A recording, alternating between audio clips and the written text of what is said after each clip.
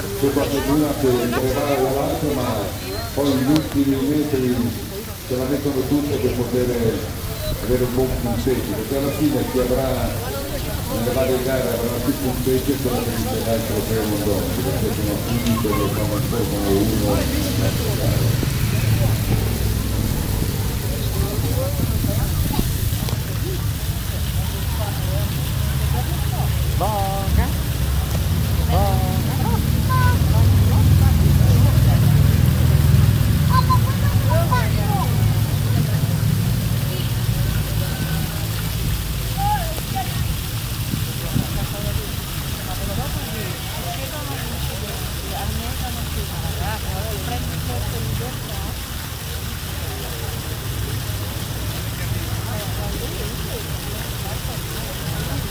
Vedo che Oliveto Lario è un po' avanti in due parti dalle altre, poi segue questo, come che sono qui sulla linea, possiamo dire.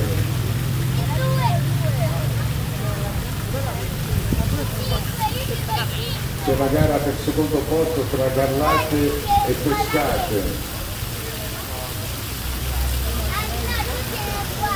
Noi di Malgrado siamo ultimi, ma abbiamo fatto apposta per poter far vincere gli altri, così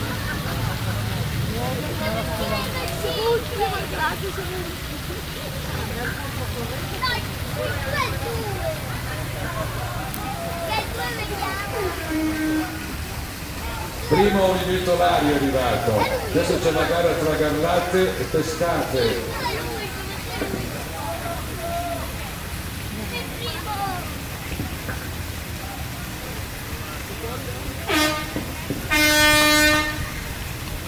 Seconda Garlate, terza Pescate, quarta dovrebbe essere l'ultimo strappo per Furago e Malgrate.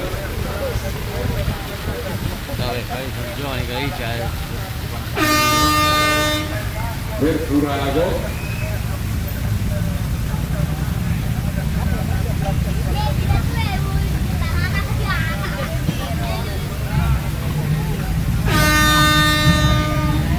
Un grosso applauso per i rematori che hanno fatto questa gara, lo meritano perché sembra, ma è faticoso remare le lucie, deve essere sincronizzati, ci vuole molto allenamento. Noi ripeto, aspettiamo che da Malgrado arrivano giovani rematori che si allenano durante la settimana per fare queste gare. Poi ringraziamo la Lucia motorizzata che vi è esposta nell'isola di Scontea a Lecco, che ci ha aiutato in questa gara. Diamo ancora un altro applauso a questi atleti che poi appena che posizioneranno le barche verranno qui per la premiazione. Grazie alla Lucia dall'isola di Scontea.